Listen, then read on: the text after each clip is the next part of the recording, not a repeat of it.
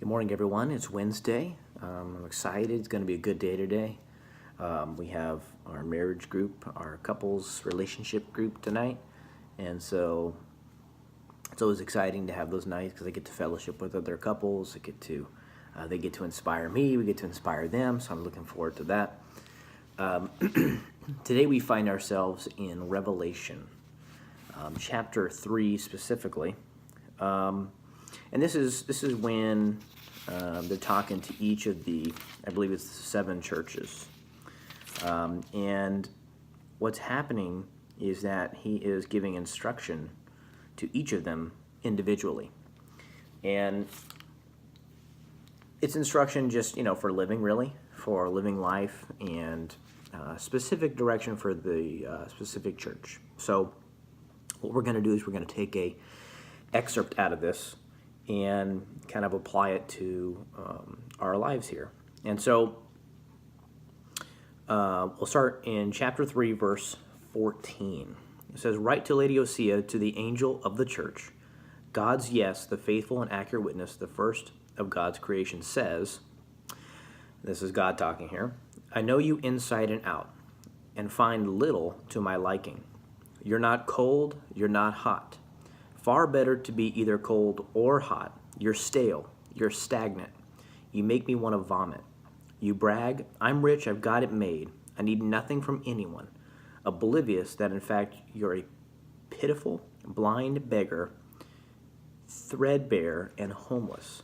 So he's telling them, hey, listen, I don't want you to be lukewarm Christians. He says, I will spew you out of my mouth because it's disgusting.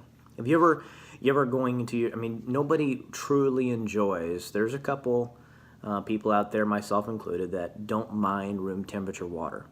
But in the end, you can't boil anything, you cannot cook anything with room temperature water. You cannot, things just don't work. Either it has to be cold water or hot water for whatever type of, whether it's a recipe, whether it's you're trying to do something.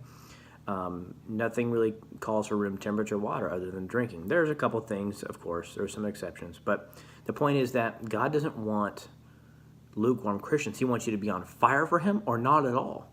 Obviously, he'd prefer the former, which is you being on fire for him, but he doesn't want you to be lukewarm. And here's what he continues to say. Here's what I want you to do. Buy your gold from me, gold that's been through the refiner's fire. Then you'll be rich. Buy your clothes from me, clothes designed in heaven. You've gone around half naked long enough. And buy medicine for your eyes from me so you can see, really see. So he's saying, yes, it's a metaphor, gold. Okay, this is how I take it, okay? So he says, buy your gold from me, gold that's been through the refiner's fire. He wants you to come to him for wisdom. He wants you to come to him for strength. Only by him. He's got the true gold, folks. He is the God who supplies all our needs. He is the God who gives us strength and health and wealth and blesses us. He wants you to come to him. Don't look to this world. Don't look to the things of this world to try to become rich or to solve your problems, because a lot of times they won't solve the problem. God is the true answer here, and he's telling you, hey, you've been walking around lukewarm. You've been doing this half naked. You've been doing it, not as it should be, and I want to help you do that. So come to me. Come to me for sight. Come to me for wisdom. He's saying it right here. And he continues to say, the people I love, I call to account. I prod, correct, and guide so that they'll live at their best. Up on your feet then, about face, run after God. The people I love, I call to account. So what he's going to do, because he loves you, he's going to try to correct you and guide you, just like I do my children, just like I do anyone that we're counseling. We try to say, hey, listen, here's where the mistake was made, but it doesn't matter. Here's the direction I want you to take. I want to guide you. Because in God, there is no condemnation. So he's not going to hang it over your head and say, hey, look what you should have done. He's going to say, okay, so those mistakes are made. They're in the past now. Let's go ahead and move forward with my plan. And the same thing goes when I'm directing my children. It's like, hey, listen, yeah, mistakes are made. Things are done.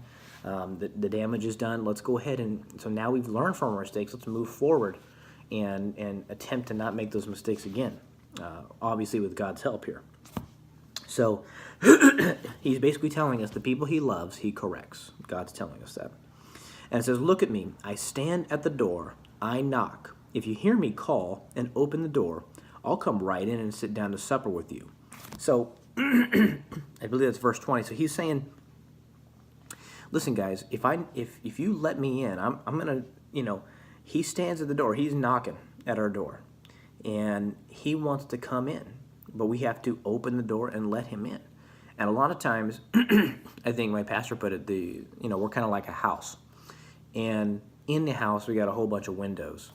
And we can see God. He's out there. He's standing there. We got the peephole, And we're looking at God, but we're not letting him in. And the reason we don't let him in is because we don't want him to steal our junk.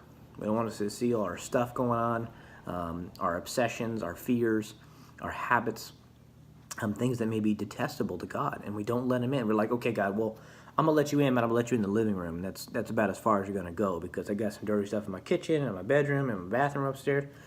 I don't want you anywhere near that. And that's not how God works. You need to open your entire house to him because he wants to make you better.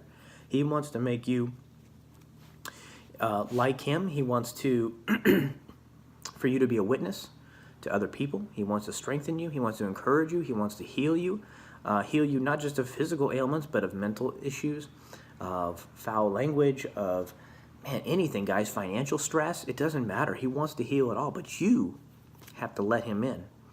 And so, guys, today I would just encourage you to let God in. Let him refine you as pure gold. Let him correct you and guide you. Let him do these things as he's telling this church to do, so that you can become a tool that God can use. And because in the end, guys, all that matters is that we're saving people for God, and that we're encouraging and uplifting and always speaking life to other people. Guys, be different today. I'll talk to you soon.